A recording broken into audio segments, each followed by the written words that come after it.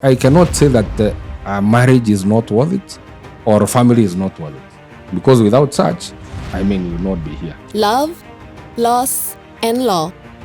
On this week's episode, Anthony is joined by legal expert Simon Wachira to unpack the truths behind divorce, marriage, and the legal frameworks that shape the modern family dynamic. After divorce, the question is, again, as I said, about custody. So sometimes, because children usually take it very personal, they are seriously affected by divorces. What really happens when forever turns into separation? How do legal systems define marriage? And where do these definitions fall short? In these divorces that from your experience, who tends to initiate the divorce the most? Is it the men or the women? We're exploring the emotional, financial, and legal ripple effects of divorce, the evolving meaning of family, and why understanding your rights is not just smart, it's empowering. This is Breaking Boundaries. Hello. Today we have a very, very special guest. So our guest is Simon Wachira. He's a lawyer specialized in family law. So we are going to understand how does the law affect the family dynamics and what happens when you get into a relationship and then marry, and what happens when you decide to divorce. So what are the legal ramifications? So thank you very much, Simon, for your time and for coming with us. Thank you so much, Anthony, for having me. It's a pleasure.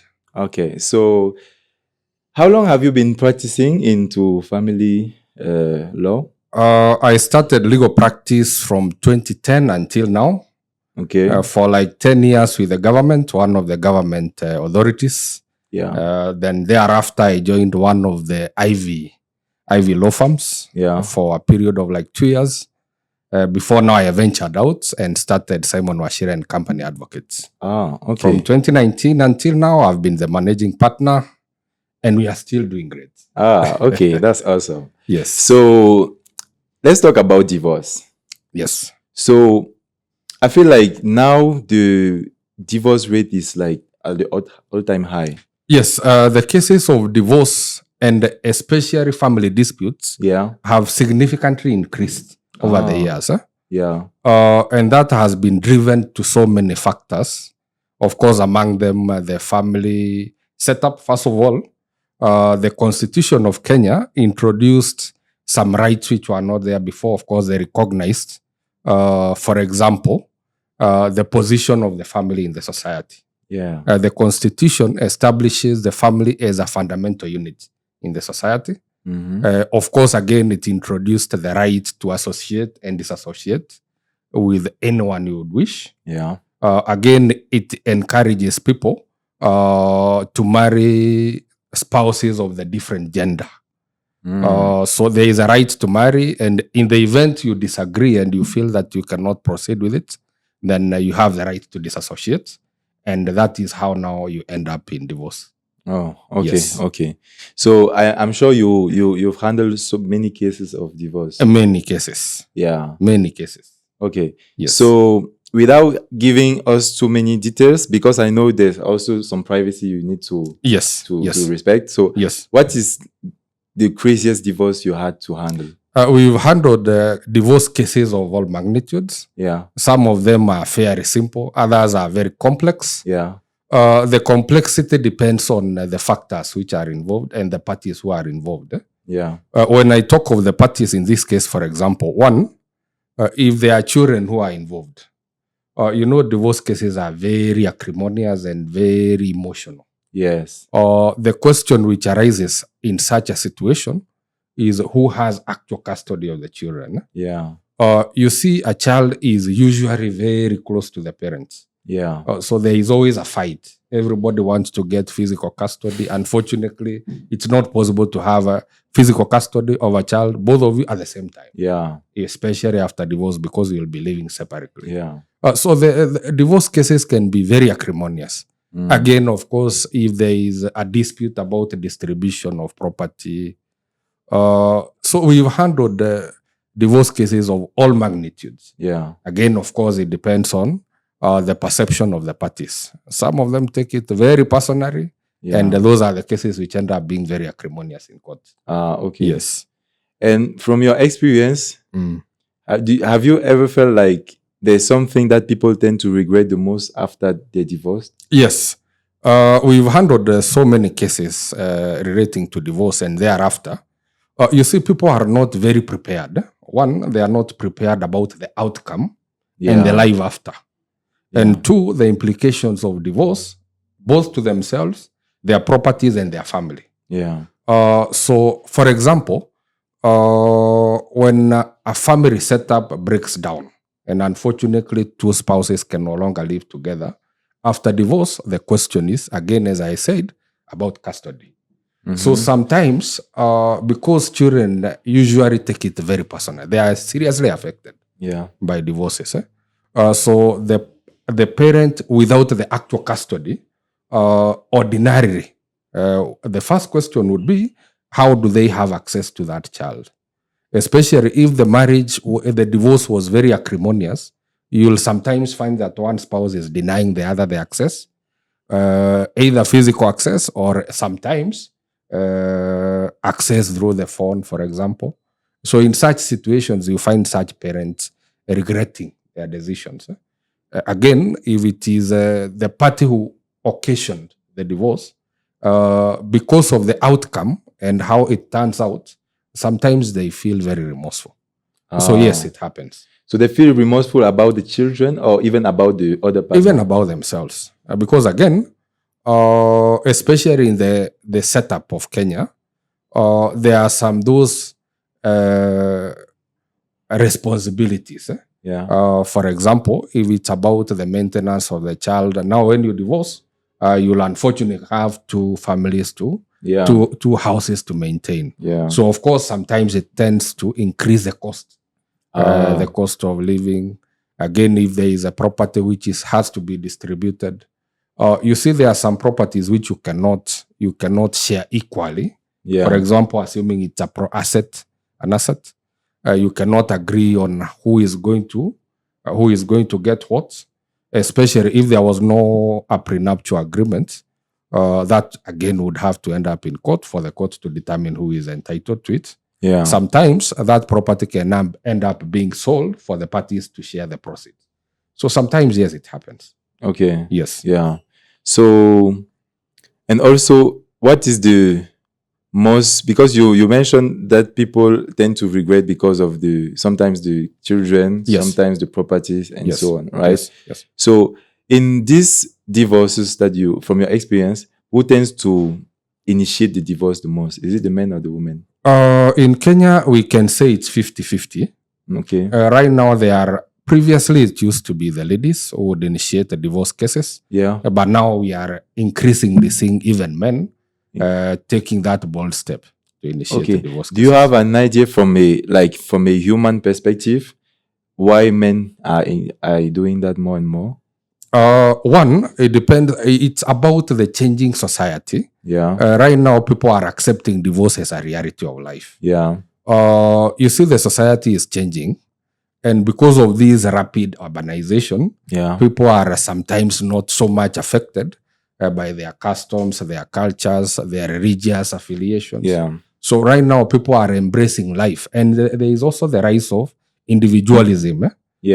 People are so much thinking about themselves first before others. So people are now accepting divorce as a reality of life. Yes. Okay. So from your experience, right? Yes. I can understand that people might go for divorce for like valid reasons. Maybe the partner is abusive. Or something like that. But some people can also go to divorce for selfish reasons. Underestimating the damage it can cause, right? Correct. So in your experience, what is the percentage of valid reasons and reasons that for you look selfish? It's difficult to assess. Because the validity is, first of all, the perception of whoever is initiating. You see, people take things differently. To you, one thing can be offensive. To another, it can be normal. So it would be very difficult to assess the state of mind. Okay. And what are the leading causes of divorce? Before a court can dissolve a marriage, of course, whoever is initiating the divorce has to prove matrimonial offenses. And the law, of course, establishes what offenses can amount to matrimonial offenses, which would warrant the dissolution of a marriage. Yeah. For example, if it is adultery, Yeah. if one spouse is adulterous, Yeah. and it is proven by the other spouse, Yeah. then the court can dissolve a marriage for that Yeah. reason. If there is a desertion for more than 3 years, Yeah. then again that would be a ground for dissolution of a marriage. Okay. If there is a cruelty which can either be physical or emotional or psychological, again, Yeah. a party can file for divorce and the Yeah. court will dissolve such a marriage. Yeah. Again, if the marriage has irretrievably broken down, that the marriage is totally broken down and there are no chances of any retrieval, Yeah. and then the court again, if it is proven, will dissolve such a marriage. Okay. Yes. So, who suffers the most from divorce? Is it the man or the woman? It's again a state or a question of how people perceive things Yeah. and how they deal with issues. So it would be difficult again to assess and say that men tend to be affected more than women. Yeah. Because the nature of the effect depends on several things. One, how the divorce ended up. If, for example, you see, when you are getting into a marriage, you invest in such a relationship. Yeah. And so it can be very disappointing, especially when it comes too late in life. Yeah. When unfortunately you've stayed together, you've invested a lot of time, a lot of effort, a lot of resources. Yeah. So sometimes people tend to be very, very, very affected. Okay. Yes. And you said that one of the reasons can be adultery. Yes. So is there when, let's say, the one partner commits adultery? Yes. So apart from the fact that it entitles the other partner to request for divorce, Yes. does the law has a punishment for that, or is it just that he can divorce? Unfortunately, for you to be punished by law, Yeah. you must have committed an offense. Yeah. And adultery is not one of the reasons. It's not a criminal party offense, yeah. Especially in divorce cases. Yeah. It cannot end up in a conviction. Yeah. No. Yeah. Okay. The most it can do is cause the dissolution of the marriage. That's the most it can do. Yes, but no fines, no. The only time it can happen, and not in the situation where it's between husband and wife, if it involves, for example, a minor in such a situation, Yeah. that would be an offense. Yeah, definitely. Yeah. If such happens, or for example, if it's non-consensual, Yeah. then that would amount either to rape Yeah. or indecent act with a child. Yeah. Yes. Okay. Okay. Yes. And a lot of people tend to sign more and more prenup agreement before marrying. Yes. So what, in your opinion, are the biggest mistake people tend to make when they do that? First of all, prenuptial agreements are increasingly being accepted by the society. Yeah. Because of the increasing, first of all, the increasing rate of divorce, Yeah. and two, because the people are progressively being enlightened. Yeah. So now people are taking all precautions and signing prenuptial agreements. Now, the mistakes most people make when they are signing the prenuptial agreement is, one, if it is not properly drafted. You see, prenuptial agreement is an agreement just like any other. Yeah. Of course, there are the element of a valid contract. Two, there is a question of construction. If it does not capture, for example, properly the assets, it creates ambiguity. Two, again, if it does not state who is entitled to what in the event of whatever circumstances. Yeah. That is why we encourage our clients to seek a proper legal advice before drafting a prenuptial agreement. Oh, okay. Yes. Okay. Are there people who lose? Because I've heard stories of people who say that they lost everything in divorce. Again, I don't see how you would lose, because what happens after divorce is a dissolution, of course, of the marriage, and two, the distribution of the matrimonial property. Yeah. Okay. So from what I've heard, Yes. I've heard some men complain that they married a woman, Yes. then she divorced, Yes. then she took like half of his asset, and then he even has to pay alimony for the children. Well, that is one of the misconceptions. Yeah. And this misconception has been increased and made worse by some decisions of the court. Yeah. You see, when the 2010 Constitution was promulgated, it introduced the question of equality between gender, men and women, either both before, during, and after the dissolution of the marriage. Yeah. It says that all genders are equal. Yeah. Now, there are some courts which have misinterpreted that to mean that when you divorce, either spouse is entitled to 50% of the matrimonial property. Yeah. However, that now has been corrected progressively. Now, the courts have interpreted that provision not to mean that you are entitled to have the property of the other spouse, but to mean that one, for you to be entitled to matrimonial property, you have to prove your contribution. So it's not enough for you to be married to someone for you to automatically be entitled to have the share. First of all, have the share is no longer there. You have to prove your contribution. And there are several things the courts will look at before determining how much you're entitled to. One, for example, if this property is inherited, for example, that there would be no contribution by the other spouse. What do you mean by inherited? Or inherited property is, you see, in Kenya, we have the law of succession. Yeah. And that if someone dies, the assets must vest on somebody. Okay. Yeah, yes. So if this is property which passed to you, for example, from a parent, then the other spouse would have to prove contribution. Yeah. And it would be difficult to prove contribution for such property, unless maybe it's the matrimonial property where both of you are staying, and the other spouse has made some improvements to such property. When you say the contribution, is it physical? Because let's say the man has a properties that he built, right? Yes. And the woman says that he contributed emotionally, which can be true. Yes. Is it considered by the law as a contribution? Yes. Again, the Matrimonial Properties Act determines what contribution amounts to, and it can be several ways. One, it can be financial. Yeah. If the man and woman contribute towards the purchase of, for example, a piece of land, or for example, they jointly construct a house, then that is actual contribution, which is monetary. Yeah. In such a situation, there is a contribution, and both spouses are entitled to a share.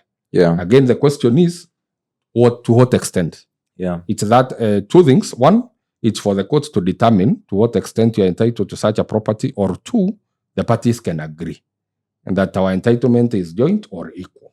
Okay. If the parties cannot agree, again, it's for the courts to determine. That is one. Two, the contribution can also be non-monetary.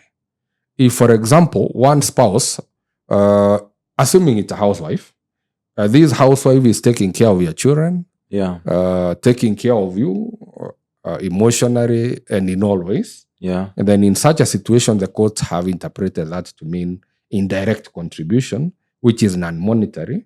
And in such a situation, again, this is a question for the court to determine. Yeah. The court has to determine to what extent you are entitled to. Yeah. But certainly not 50%. Yes. Okay, so what you quote unquote lose in a divorce is also determined by the type of marriage that you decide to sign into. Correct. So which are the different regimen that one can choose? Now, several things. One, the question of loss, again, I would not call it a loss. Because for the other spouse to be entitled to a share of your property, they must have contributed towards either the acquisition or improvement. So essentially, it's not as if you are losing per se. It's either party getting their right share. Yeah. So it's not a question of loss per se. Again, when you divorce, it depends on the nature of the relationship. If, for example, it's a question where the parties cannot agree on the distribution, because you have the right to determine after the marriage dissolves who gets what share. Yeah. It's only the court will only come in if there is a disagreement. Yeah. If you can agree and distribute the property, then the court will not come in. Ah, okay. Yes. Okay, so the court intervenes only when there is a disagreement. Yes. Because the court will not come to you, it's you to approach the court. So that means introduce a dispute. So that means you can divorce without a lawyer, without court. No, divorce is different. That is only relates to distribution of property. Ah, okay. You cannot divorce by consent, unfortunately. Ah, you cannot. You can marry by consent. In fact, the law says that the marriage is supposed to be consensual. Yeah. But the divorce, unfortunately, you cannot divorce by consent. So there needs to be a third party involved, which is the court. Yes. Ah, okay. So we see a lot of increase into divorce. The divorce, I think the divorce rate is at the all-time high now. So, personally, do you feel like marriage is still worth it? Like, why? What if we are signing a contract that we have 50% or 60% of chances to break? Yes. What is the point? Well, again, as I said, there is a growing individualism.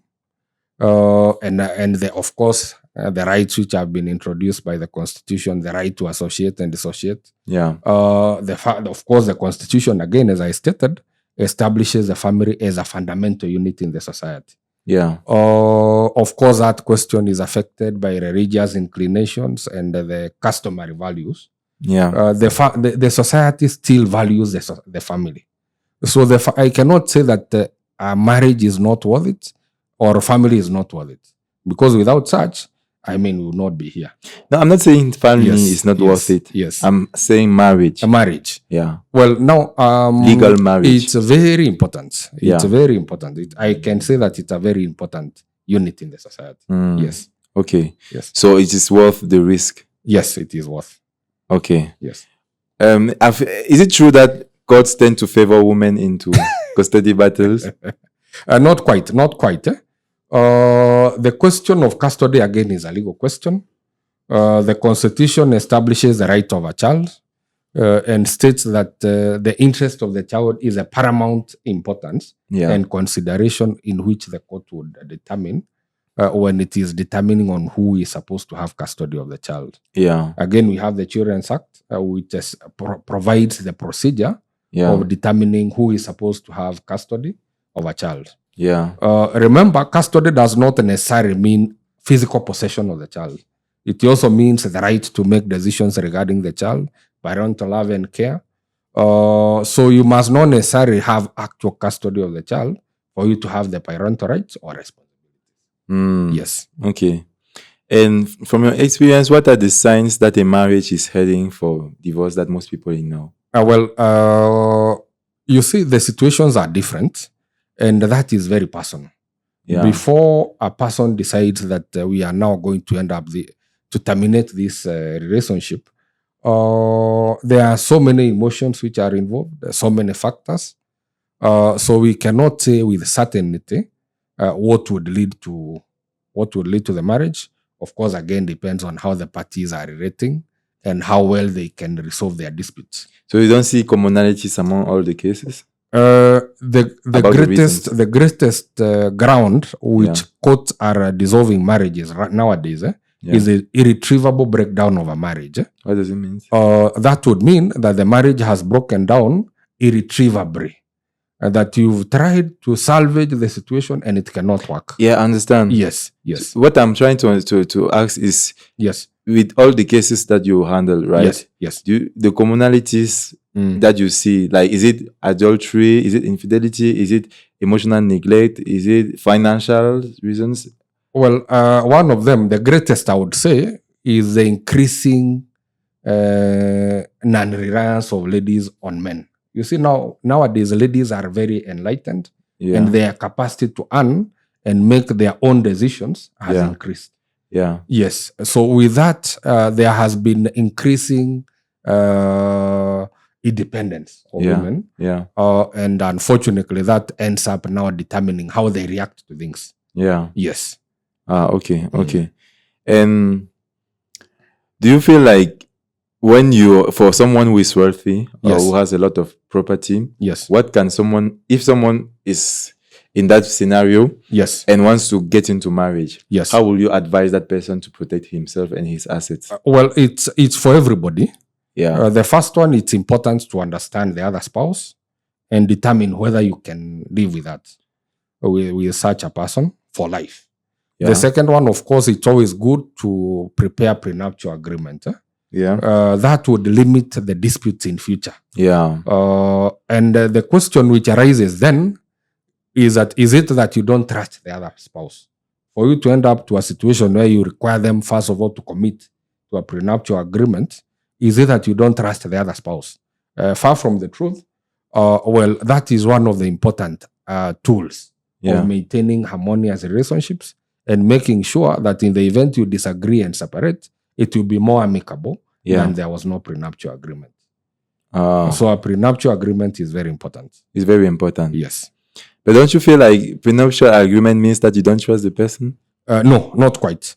And that is what I've explained. In fact, it's for the healthy relationship between the two of you. Yeah. Because one, there will be reduced temptation of initiating divorce with the misconception that you are going to get a higher share from the property of the other spouse. Oh. Yes. Yeah. Yes. Okay. And are there cases where kids get weaponized into when the divorces happen? Yes. Unfortunately and regrettably, that happens a lot. Yeah. Because the divorce cases, by the time spouses are determining to separate, there is a lot of emotional hurt. Yeah. So unfortunately, sometimes you may find spouses coaching the children, either against one spouse or in favor of one spouse. So it happens a lot where you find that now the children are being used. And they can be used in several ways. One, the denial of access. Yeah. For example, if you separate, you may find that one parent denies the other the right to access the children. Yeah. And two, they can be shown as if one spouse is better than the other. Yeah. So it happens a lot. Yes. Okay. Unfortunately, that ends up affecting children more than the parties. And have you ever seen people fake abuse? Well, they do. For divorce? Yes, they do. Unfortunately, that we are living in a society. In the society, you will find the characters of all. Yes. So there are those who will fake the reasons and the court. Unfortunately, you see, when you go to court, you have to demonstrate the grounds for which you are initiating the divorce. Yeah. So if the court is persuaded, then it will end up dissolving the marriage, whether or not it was true. What matters is whether the court is persuaded. Yeah. So can you tell us a story where that happened? Well, I have not had that personal experience. Yeah. But we see that all the time. So that happens a lot. It happens all the time. Especially when someone wants to part ways. Yeah. When they go to court, remember, you have to demonstrate a matrimonial offense. Yeah. If there is no reason for argument's sake and you still want to divorce, now such parties end up fabricating evidence, which unfortunately, it's an offense, and two, it's unfortunate. Yeah. Yes. Yeah. Okay. And so if one is married and thinking about divorce, what are the first steps the person should take? Well, several things. One, you have to understand the process. Because again, there are so many misconceptions about divorce. Yeah. You have to understand the process. Two, that is a very personal and very emotional, and it's a lifelong decision. Yeah. So you have to sit down, think about it. If need be, seek psychological support. Yeah. Seek support from friends and families. Yeah. From your religious leaders. Yeah. Before you commit to initiating a divorce. Okay. Yes. Okay. So it has to be the last resort. It would be. Should be. Should be. Yes. Okay. Yes. Okay. Let me just interrupt. Ray, can you hear a noise? There's a noise. I don't want the mics to pick them up.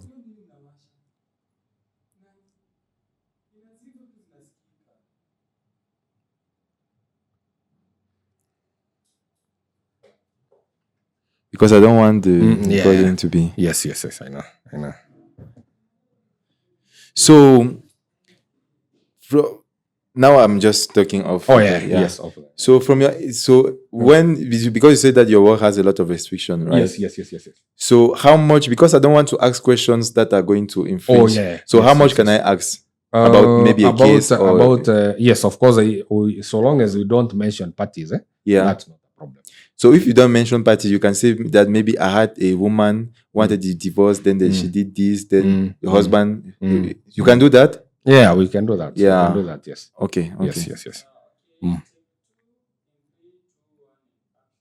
Okay. So, what in your experience Yes. of divorce matters? So, what was the most emotional for you case that you had to handle? Well, I've handled, first of all of them are emotional. Yeah. But the most emotional is one case in which there was a lot of assets which were involved. Yeah. And of course, both parents were scrambling for the custody of the child. Yeah. It was quite emotional for several reasons. One, it is the man who had established this company. Yeah. And thereafter introduced the wife as a shareholder and a director. Yeah. It was a service. It was a service company. Yeah. Not selling goods and services. Not selling goods. It was a service company. Yeah. An engineering firm for that matter. Okay. So when they disagreed, and unfortunately it had to end up in divorce, the lady did everything she could to punish the man. Yeah. The first thing she did was to deny the father access to the children. At one point, she tricked the husband, the former husband for that matter, to come and see the children. Initiated a fight, reported the matter to a police station. Of course, now it became a police issue about battery. Yeah. Of course, we fought out the criminal case, which we won. Yeah. As if that was not enough, she ran to court about maintenance and custody of the child. Yeah. Claiming that the husband was a drug addict, fabricating a lot of evidence. Yeah. Unfortunately, by the time the matter was determined, it had affected the children, the husband, the wife. Yeah. Especially the children. Yeah. Again, as if that was not enough, she ran to the commercial court at the High Court. Yeah. Stating that, I'm a shareholder, I'm a director of this company. I've never been invited for any board meeting. I've never been invited for any shareholders meeting. Yeah. And that the husband has been making decisions unilaterally in the exclusion of the other spouse, and claiming that all the money which had been withdrawn was withdrawn without authority. Yeah. So she was asking that the husband be required to account for all the money he had drawn from the company. Yeah. Again, we fought it, and fortunately, we were able to remove the wife as a husband, as a shareholder and a director. Yeah. Yes. So the wife was a shareholder and director, but she was not working in the company. Yes. She was a housewife. Ah. Yes. Ah. Okay. Yes.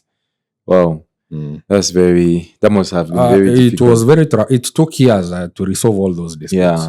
Yeah. There were cases all over, from the High Court to the Magistrate Court to the Children's Court to the Criminal Court. Wow. And we had to fight all of them at the same time. Yeah. Unfortunately, the people who suffer most are the children. Yeah, I can imagine. Yes. Oh.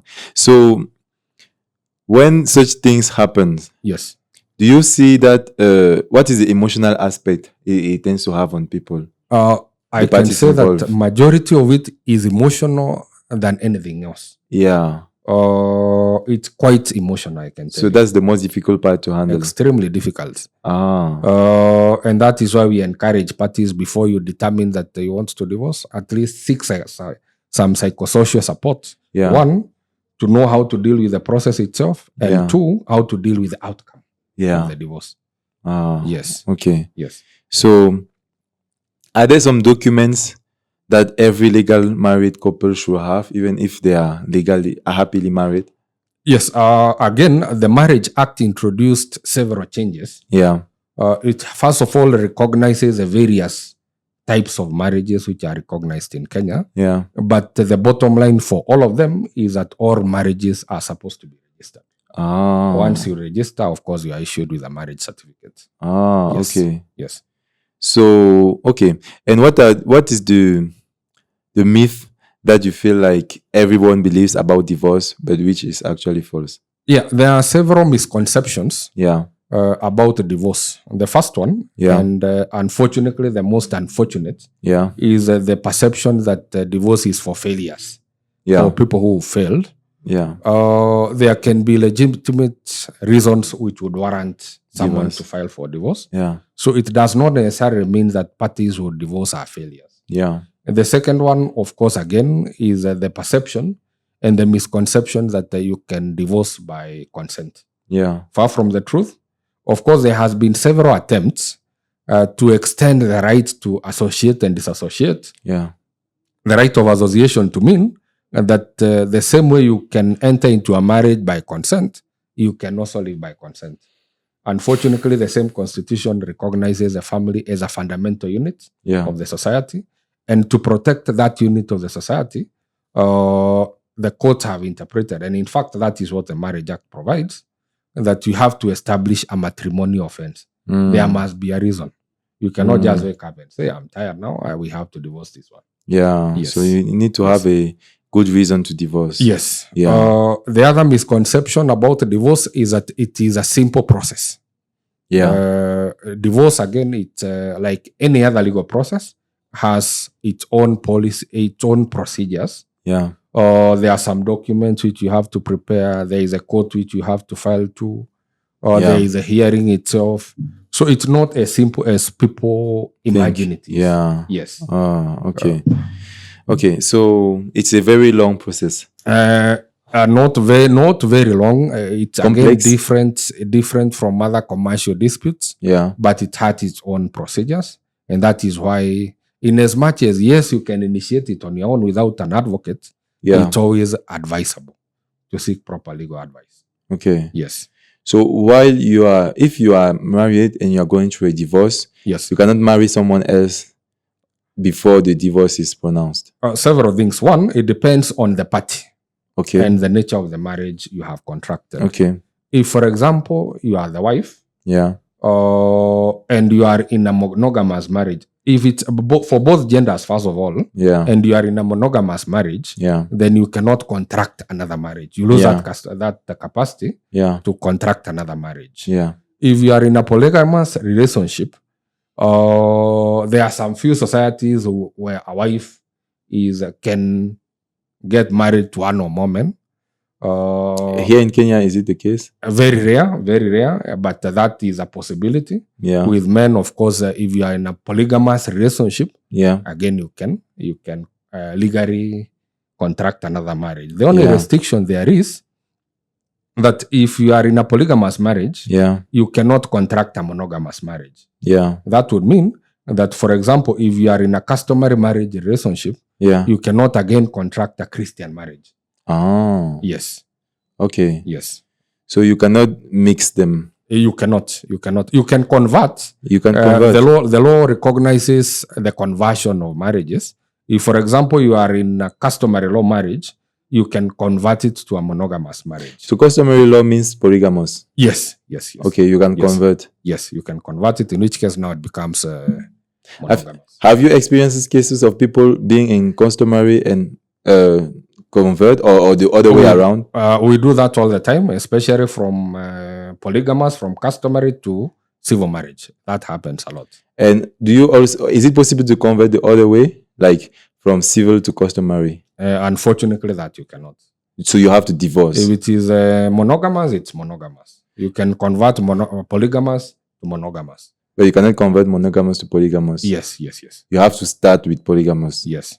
Okay, I understand. Yes. So, from your experience, who is the party who suffers the most in the divorce? Is it the children? The children suffer a lot. Yeah. Again, it depends on how the parties are relating.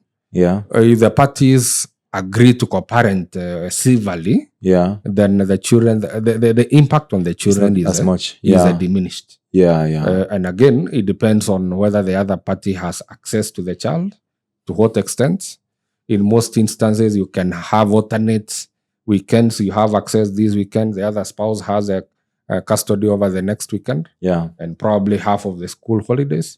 that would minimize the impact on the children.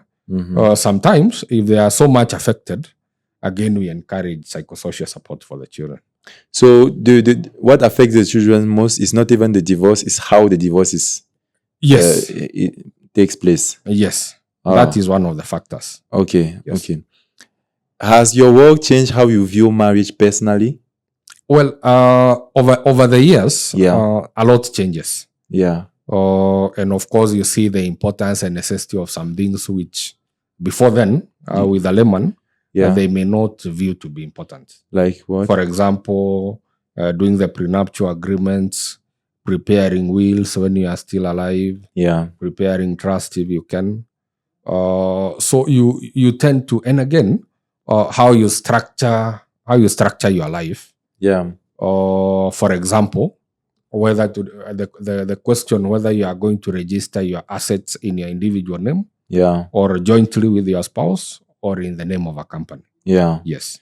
Okay, you mentioned how you creating a trust. So what is a trust and what is it for? Well, there are several different types of trust. There is a living trust, which is created during the lifetime of who we call the settlor. The settlor is a person, like now an individual with assets. If you want to manage how your assets are dealt with during your lifetime and after your death, you can create a trust. And then there is what we call the testamentary trust, the equivalent now of the will, which becomes operational after the death of the settlor. In which case now you can do several things. One, you can state how your assets are going to be distributed amongst your beneficiaries. Two, you can give special directions.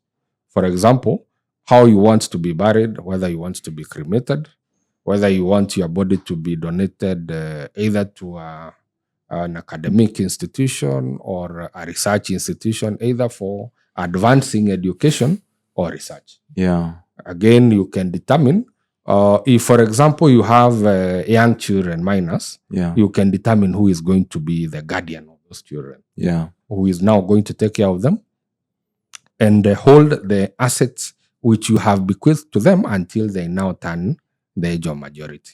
Okay. Yes. So, a question I have is, as a lawyer, when you defend a client, in front of the court, do you strictly defend the client as from the law perspective, or is there an emotional perspective who gets into play? Well, you have to balance. First of all, the training we go through is that the case belongs to the client.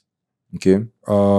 It's not yours. Of course, there is a lot of emotions which are involved. So you have to have emotional balance. One, for yourself. And two, for your client. You try as much as possible to detach emotions from a case. It's very important to balance the two. Yes. But does it always happen? Like, are you always able to do that? Of course, there are some situations of which, especially when the matter is so much acrimonious, it tends to affect you personally. Because you see, one, you have to protect the best interests of the client. And two, some cases, because they are too acrimonious, they tend to affect you personally. Yes. Okay, you mentioned a case of a woman who was trying to take everything from the husband. Yes. And even went up to try to weaponize the children, right? Yes. Have you ever? I'm sure that woman had a lawyer, and probably a good one. A good one, yes. So, have you ever had clients that came to you and you felt like they don't have good intentions? Remember, one, we act on the instructions of the client. So long as the instructions are lawful and there is a lawful recourse, there is a legal recourse for the disputes. Again, you have to make the personal decision whether to take up the matter. You don't just take up a matter without first of all your personal conviction that you can prosecute it and prosecute it well. Okay. So, how difficult is it to manage that case? What is the most difficult? Is it the technical aspects, or is it like the emotional, the fact that you see maybe two people that were supposed to be to trust each other trying to Again, each case is different and unique. There are no two cases which are identical. So it's on a case-to-case basis. You first of all have to analyze your case, understand what you are dealing with, the emotions involved, and try to balance, especially detach yourself from the case. Yes. Okay. So basically, it's very important to have a prenup agreement. I would say it's very important. Before you commit into any marriage, it's important because that creates certainty. Yes. And it can also create a sense of stability. Yes, it can do that. Because remember, if there is no agreement on an issue, then it's for the courts to determine. If you leave it for the court, now you are introducing discretionary, the discretion of the courts, and so you lose control over the outcome of a dispute. So it's very important, yes. How old do the children have to be able to choose which parent they want to, or do they have a say? Yes. Remember, as we said, one of the factors to be considered before the court can grant custody of a child is, among others, the best interest of the child and the wishes of the child. Depending on the capacity of the child, the court will consider their wishes. And at times, the court can insist that they want to interview the child. In other circumstances, there are offices we call the children's offices who will interview both the parents, the child, and if need be, a relative come and visit the home, see how the home is, whether it's habitable and ideal for the life of a child.